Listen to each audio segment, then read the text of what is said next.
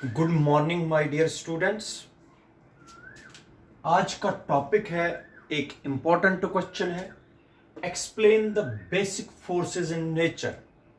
इसको आप लोग दूसरे तरीके से भी देख सकते हो, explain the fundamental forces in nature.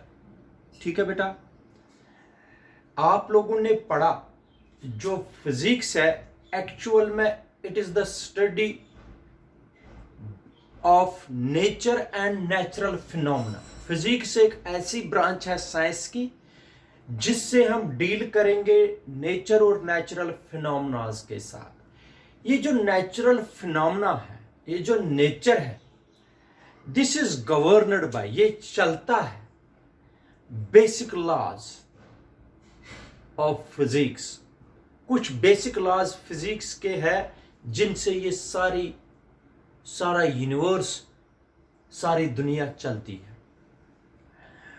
उन्हीं में से कुछ फोर्सेस है, बेसिक फोर्सेस, जिनसे जो इस यूनिवर्स को होल्ड करने में एक इंपॉर्टेंट रोल प्ले करता है। यहां पर बहुत सारे से फोर्सेस है, जैसे मस्कुलर फोर्स है, एक फ्रिक्शनल फोर्स है, इंडक्शन फोर्स है, बहुत सारे फोर्सेस हैं। प्रेशर है, प्रेशर भी force acting per unit area है।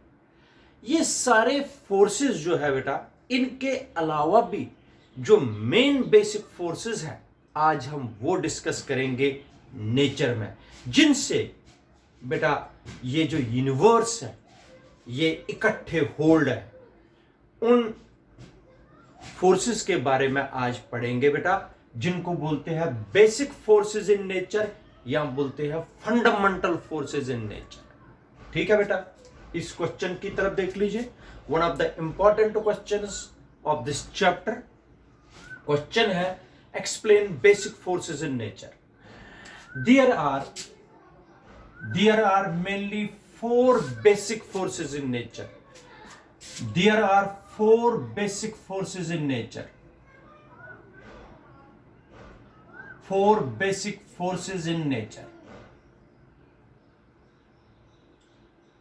बेटा कितने फोर्सेस है? मेन फंडामेंटल फोर्सेस कह सकते हो, या बेसिक फोर्सेस कितने हैं बेटा?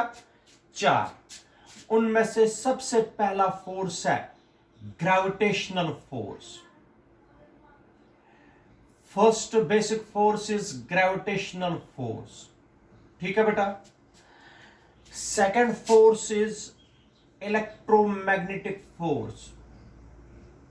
इलेक्ट्रोमैग्नेटिक फोर्स, ठीक है बेटा। थर्ड है weak nuclear force. Weak nuclear force, ठीक है बेटा। और लास्ट है strong nuclear force. Strong nuclear force. फिर से बता रहा हूं बेटा, there are four basic forces in nature. First force is gravitational force, ठीक है बेटा। Second force is electromagnetic force. Third is weak nuclear force. Fourth is strong nuclear force. ये 4 फोर्सेस पढ़ने हमें, और चारों की इंपॉर्टेंट प्रॉपर्टीज बतानी है, तब जाके क्वेश्चन कंप्लीट हो जाएगा। आज हम इन 2 फोर्सेस को डिस्कस कर पाएंगे, ग्रेविटेशनल फोर्स और इलेक्ट्रोमैग्नेटिक फोर्स। जो कल हम पढ़ेंगे वीक न्यूक्लियर फोर्स और स्ट्रॉन्ग न्यूक्लियर फोर्स। ठीक है बेटा, आज हम 2 फोर्सेस को डिस्कस करेंगे, that is gravitational force and electromagnetic force. इन्हीं पर फोकस करेंगे, लेकिन याद रखना है कितने फोर्सेस है हमारे पास बेसिक फोर्सेस नेचर में? वो है 4। First one is gravitational force, second one is, शाबाश बेटा, electromagnetic force, third one is weak nuclear force, और fourth one is strong nuclear force. जबानी याद रखो। तो अब हम Now we are going to start one by one. First force is gravitational force. अब हम डिस्कस करेंगे एक एक करके. पहला फोर्स है बेटा ग्रेविटेशनल फोर्स. क्वेश्चन बड़ा है, एक एक करके करेंगे. फर्स्ट फोर्स जिसको आप लोग बोलते हो ग्रेविटेशनल फोर्स. ग्रेविटेशनल फोर्स, ठीक है बेटा. The mutual force of attraction, the mutual force of attraction between any two bodies in this universe by virtue of their masses is called gravitational force. बेटा अगर दो बॉडीज दुनिया में कोई भी ले लीजिए, ठीक है, मान लीजिए ये है सन और ये है अर्थ, ठीक है, ठीक है. इनका दोनों का मास है, मान लीजिए इसका मास है m1, इसका मास है m2. दुनिया में इनका म्यूचुअल फोर्स क्यों बोलते हैं? ये भी इस पर फोर्स लगाता है, ये भी इस पर लगाता है फोर्स. मगर दुनिया में कोई भी दो बॉडीज ले लीजिए, मैंने तो इनकी एग्जांपल ले ली. दुनिया में कोई भी दो बॉडीज ले लीजिए, मान लीजिए यहां पर एक बहुत बड़ा पत्थर है और दूसरा यहां पर एक और पत्थर. इनका भी मास है, इसका भी मास है, इसका भी मास है. इनके बीच में भी फोर्स ऑफ अट्रैक्शन है. बेटा जिन कोई भी दो बॉडीज दुनिया में जिनका मास होगा उनके बीच में एक force of attraction, mutual force of attraction होता है. मगर जिनका मास हो, ये जरूरी है. The mutual force of attraction between any two bodies in this universe is called gravity by virtue of their masses. Masses की वजह से इनमें एक फोर्स आ जाता है जिसको बोलते हैं ग्रेविटेशनल फोर्स. जिस तरीके से बेटा अगर आप एक पत्थर लगाते हो ऊपर की तरफ, वो क्यों नीचे वापस आता है? क्योंकि ग्रेविटेशनल पुल है, उसको ग्रेविटेशनल फोर्स अर्थ लगाती है उस बॉडी पर जो वापस लाती है उसको. उसी को बोलते हैं ग्रेविटेशनल फोर्स. ठीक है बेटा, इसका मतलब हो गया the force of attraction between any two bodies in this universe by virtue of their masses is called gravitational force. ठीक है बेटा. ग्रेविटेशनल फोर्स का कंसेप्ट,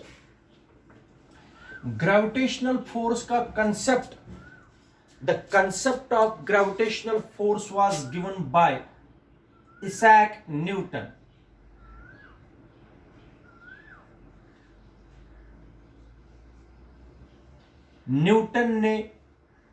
न्यूटन ने इसका बेटा कंसेप्ट दिया जिसको बोलते हैं ग्रेविटेशनल फोर्स. इधर तक आप लोग फिर से सुनिए. The force of attraction between any two bodies in this universe by virtue of their masses is called gravitational force. The concept of the gravitational force was given by Isaac Newton by giving a law. That law we called as Newton's universal law of gravitation. Newton's universal law of gravitation बोलते हैं बेटा उसको. By giving a law, that law we called as Newton's universal law of gravitation, which states that Newton's universal law of gravitation क्या बोलता है बेटा? अगर दो बॉडीज होंगी, मान लीजिए ये है बॉडी ए जिसका मास है m1, ये है बॉडी बी जिसका मास है m2. इसके सेंटर से इसके सेंटर तक जो डिस्टेंस है वो है बेटा r. कितनी है बेटा? r. तब Newton's universal law of gravitation बोलता है, न्यूटन्स लॉ बोलता है इन दो के बीच में फोर्स ऑफ अट्रैक्शन होगी। ये इधर की तरफ अट्रैक्ट होगा, ये इधर की तरफ अट्रैक्ट होगा। ठीक है बेटा, इनके बीच में फोर्स ऑफ अट्रैक्शन है। According to Newton's universal law of gravitation, the force of attraction between any two bodies in this universe is directly proportional to, जो फोर्स ऑफ अट्रैक्शन इन दो बॉडीज के बीच में होता है बेटा, वो डायरेक्टली प्रोपोर्शनल होता है product of the masses of the two bodies, m1 into m2, इन दोनों बॉडीज के प्रोडक्ट के डायरेक्टली प्रोपोर्शनल। अगर दोनों बॉडीज का मास ज्यादा होगा, ग्रेविटेशनल फोर्स भी इनके बीच में ज्यादा होगा। This is equation number first. And this force of attraction or repel, this force of attraction is inversely proportional to the square of the distance between the centers of the two bodies। बेटा, जो इनके बीच में ये mutual force of attraction होता है, ये inversely proportional होता है स्क्वायर ऑफ द डिस्टेंस। जितनी ज्यादा डिस्टेंस दूर होगी उतना ग्रेविटेशनल फोर्स कम, जितनी डिस्टेंस कम ग्रेविटेशनल फोर्स ज्यादा। यहां तक फिर से सुनिए बेटा, the force of attraction between any two bodies in this universe by virtue of there masses, जो फोर्स ऑफ अट्रैक्शन आ गया दो बॉडीज के बीच में, किसकी वजह से? Bye virtue of there masses, उन बॉडीज के मास की वजह से, उसको बोलते हैं ग्रेविटेशनल फोर्स। ठीक है बेटा, ग्रेविटेशनल फोर्स की एग्जांपल्स भी मैं बताता हूं। जैसे सन और अर्थ के बीच में जो फोर्स है, अर्थ तभी घूम पाती है किसके अराउंड? सन के around, due to the gravitational force. अच्छा, the concept of the gravitational force was given by Isaac Newton by giving a law, that law we called as Newton's universal law of gravitation। According to this law, force of attraction between any two bodies is directly proportional to the product of the masses of the two bodies and inversely proportional to the square of the distance between the centers of the two bodies। F is directly proportional to m1 m2, F is inversely proportional to r square। ठीक है बेटा, अगर मैं combine करूंगा इन दो equations को, combining first and second, शाबाश बेटा, F is directly proportional to m1 m2 upon r square। ठीक है, F इधर याद रखना बेटा, डायरेक्टली प्रोपोर्शनल को जब इक्वलिटी में लाते हैं बेटा, इक्वलिटी में कन्वर्ट करते हैं, डायरेक्टली प्रोपोर्शनल को इक्वलिटी में जब लाते हैं तो कांस्टेंट आता है। कांस्टेंट कौन सा आता है? Capital G, m1 m2 upon r square. इधर सुनिए, where g is constant of proportionality, g is constant of proportionality and is called universal gravitational constant। universal gravitational constant, universal gravitational constant बेटा capital G को बोलते हैं universal gravitational constant, और इस जी का value होता है बेटा G is equal to 6.67 into 10 raise power -11 newton metre square पर केजी स्क्वायर। बेटा ये वैल्यू कैसे आता है, कहां से आता है, ये सारा मैं आप लोगों को Newton universal law of gravitation पढ़ाऊंगा यूनिट 6 में, जिसको बोलते हैं ग्रेविटेशन। इसका पूरा कंसेप्ट वहां पर हम पढ़ाएंगे, पूरा चैप्टर है ग्रेविटेशन पर। ठीक है बेटा, यहां तक आप लोग याद रखिए और या इसके आगे हम बाद में बढ़ेंगे। सबसे पहले ग्रेविटेशन फोर्स फिर से रिपीट कर रहा हूं आप लोगों के लिए। The force of attraction between any two bodies in this universe by virtue of there masses. Bye virtue of there masses बड़ा इंपॉर्टेंट है, is called gravitational force. The concept of the gravitational force was given by Isaac Newton. आप लोगों ने example सुनी भी होगी. Newton बैठा था एक एप्पल ट्री के नीचे, एप्पल नीचे आ गया और न्यूटन ने सोचा ये नीचे ही क्यों आ गया, ऊपर क्यों नहीं चला गया. उसके बेसिस पर उसने लॉ दिया जिसको बोलते हैं Newton universal law of gravitation, क्योंकि अर्थ ने उसको खींचा था अपनी ओर, इसलिए एप्पल नीचे आया था. तो by giving a law, that law we called as Newton's universal law of gravitation. According to this law, अगर दो बॉडीज हमने ले ली, बॉडी ए और बॉडी बी, बॉडी ए का मास है m1, बॉडी बी का मास है m2, इनके सेंटर्स के बीच में डिस्टेंस कैलकुलेट हमेशा करना.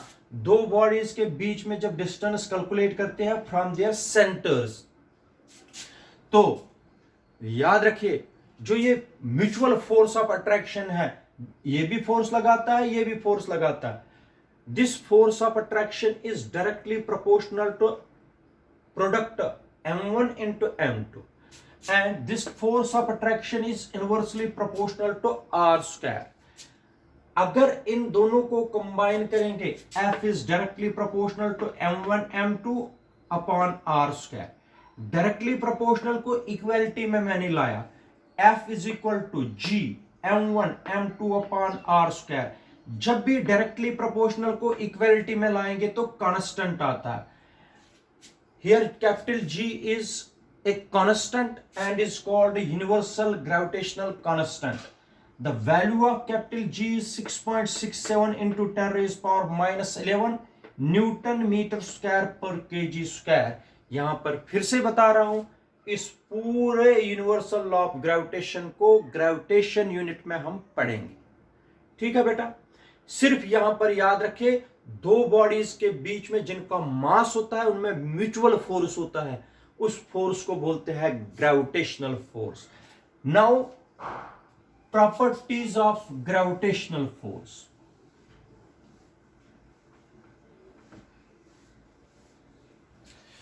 यहां पर मैं आप लोगों को बताता हूं, मैंने आप लोगों को ये बॉडी ए ली थी, हमने ये बॉडी बी ली थी, और बेटा इनके सेंटर्स के बीच में डिस्टेंस हमने रखी थी r, और इसका मास रखा m1, इसका मास रखा m2. तो जो ग्रेविटेशनल फोर्स आ गया capital G m1 m2 upon r square. ये रिलेशन अब आप लोग जबानी याद रखोगे. This is called the universal gravitational law. ठीक है बेटा. अब प्रॉपर्टीज ऑफ ग्रेविटेशनल फोर्स, अब करेंगे हम प्रॉपर्टीज ऑफ ग्रेविटेशनल फोर्स. ठीक है बेटा. First property, the gravitational force is a universal force. Gravitational force क्या है बेटा? Universal force. Gravitational force is a universal force. It does not depend upon the shape, size या intervening medium between the two bodies. मैं बताता हूं उसका मतलब क्या हुआ. Gravitational force is a universal force. It does not depend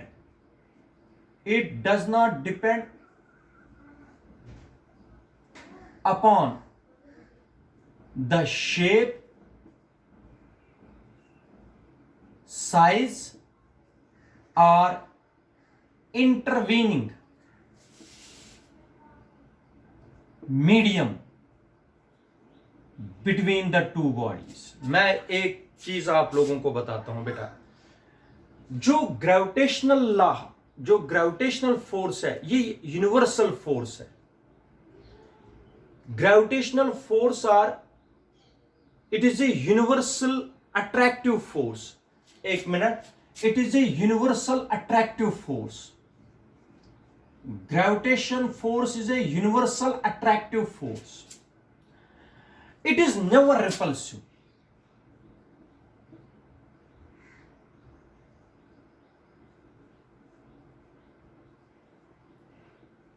मैं फिर से रिपीट करता हूं बेटा, जो ग्रेविटेशनल फोर्स है it is universal attractive force. ये अट्रैक्टिव होता है हमेशा, इट इज नेवर रिपल्सिव, याद रखिए। और it does not depend upon the shape, size और इंटरवीनिंग मीडियम। चलो ये दूसरा पॉइंट बनाएंगे। सेकंड, पहला पॉइंट आप लोग देख लीजिए, पहली property, gravitational force is a universal attractive force, it is never repulsive. Gravitational force दो बॉडीज के बीच में हमेशा अट्रैक्टिव होता है, ये एक रिपल्सिव नहीं है। Second property, it does not depend upon the shape, size और intervening medium between the two bodies, between the two bodies. इधर देखो, इसका मतलब क्या हुआ बेटा, अगर एक बॉडी की शेप कैसी भी हो, ठीक है, एक बॉडी ऐसे हो, एक बॉडी ऐसे हो, तब भी इनके बीच में फोर्स ऑफ अट्रैक्शन होगा, क्योंकि इसका भी मास है, इसका भी मास है।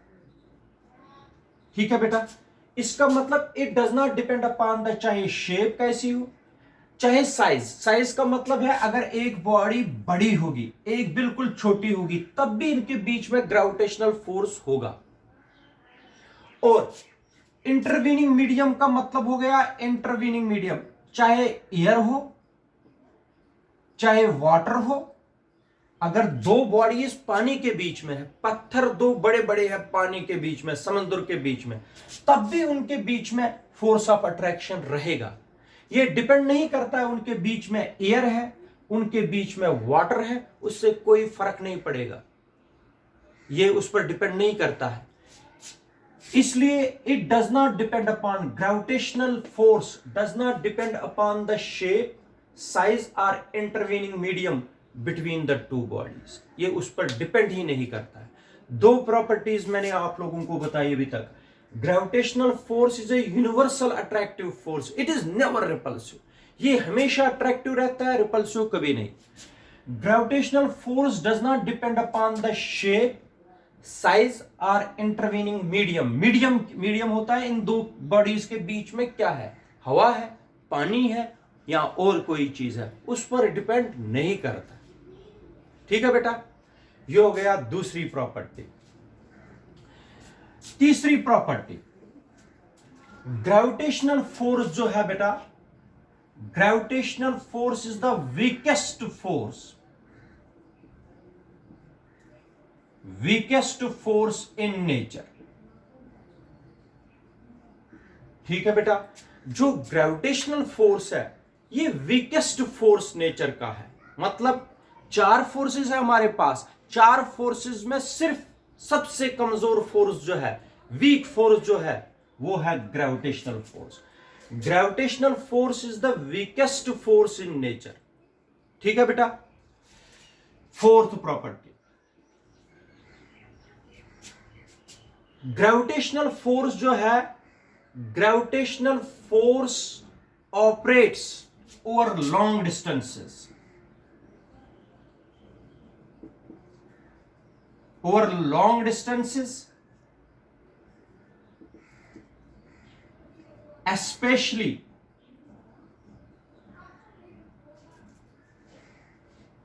when the two bodies are massive.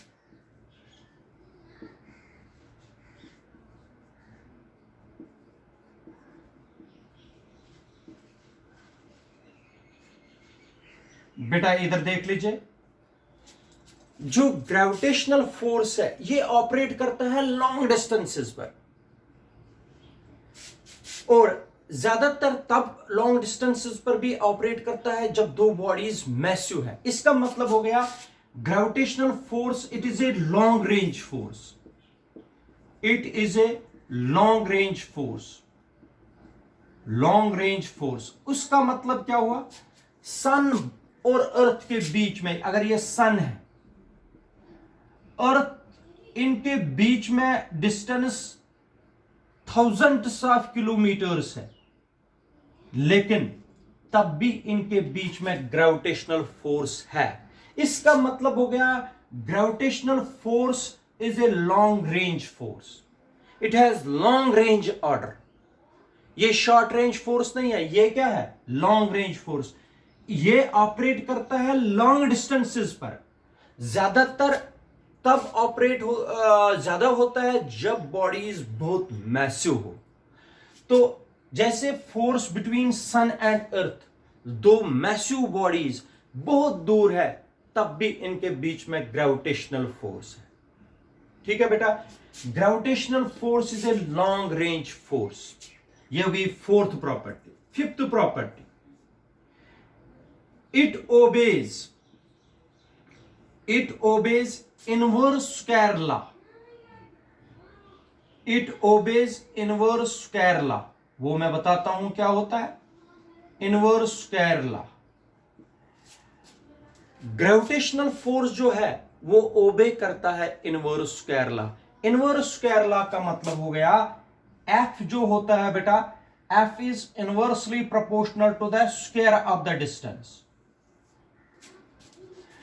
F is inversely proportional to the square of the distance.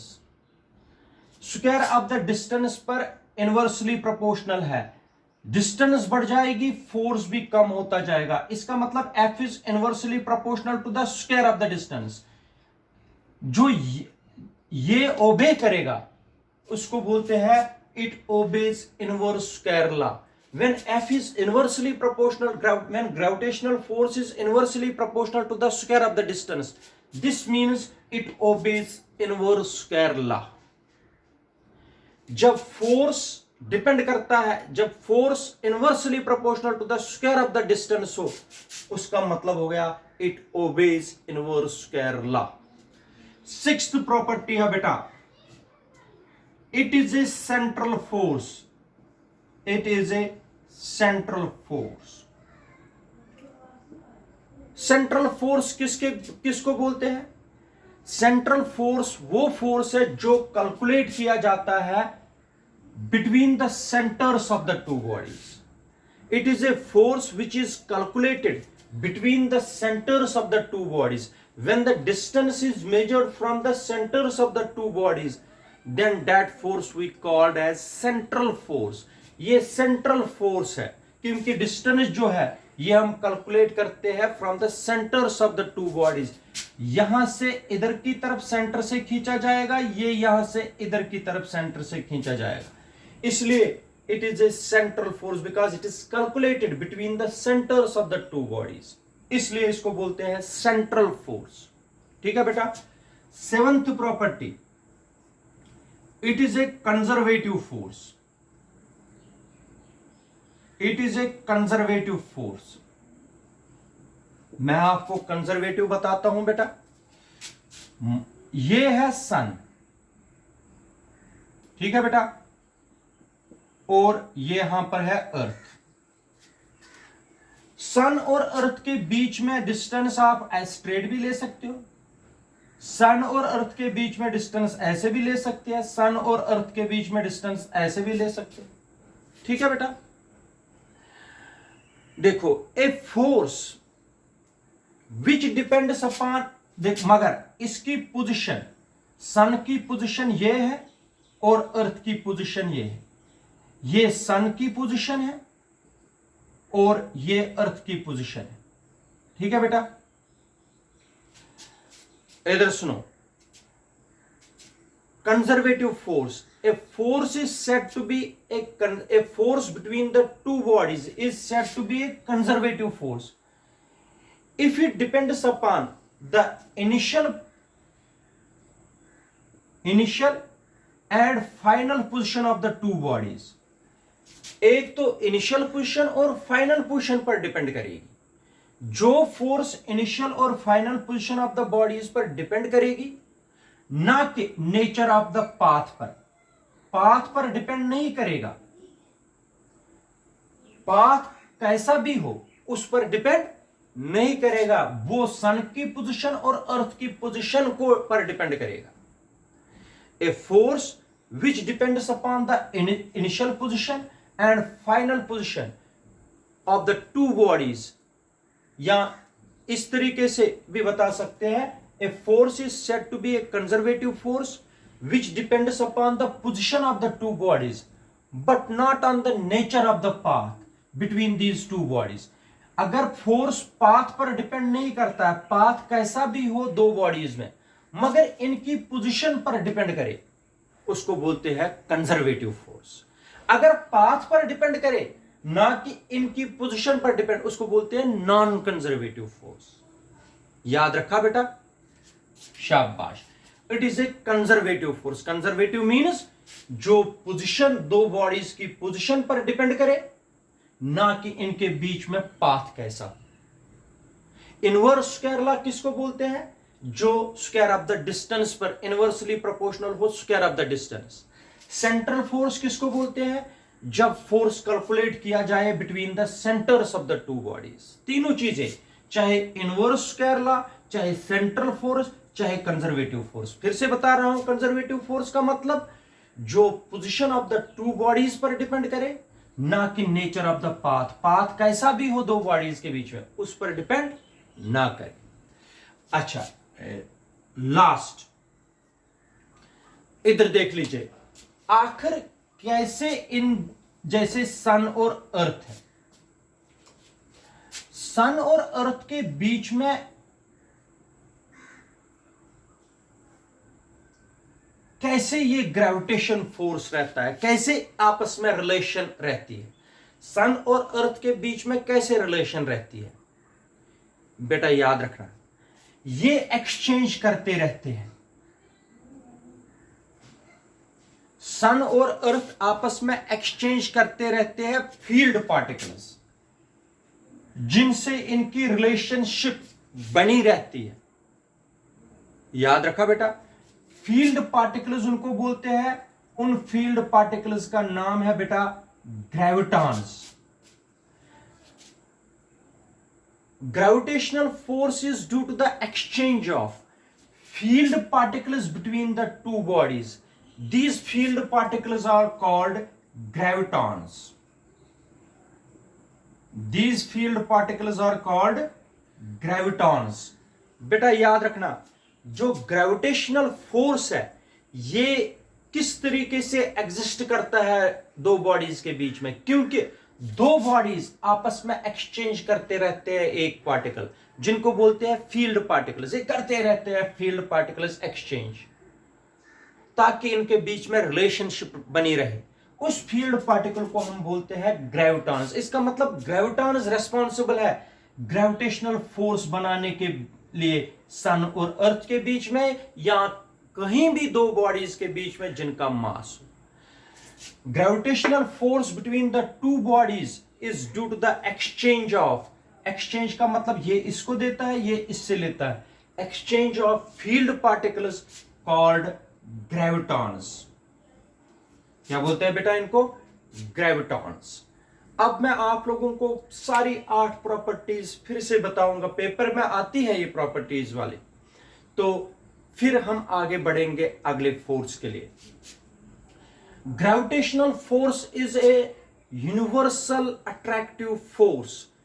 Universally attractive force है, ये कभी रिपल्सिव फोर्स नहीं होता, यह हमेशा अट्रैक्टिव फोर्स रहता है. Gravitational force is a universal attractive force. It is never repulsive. Second, it does not depend upon the shape, size or intervening medium between the two bodies. ये ना shape पर depend करता है bodies का, ना size पर, ना उनके बीच में मीडियम पर.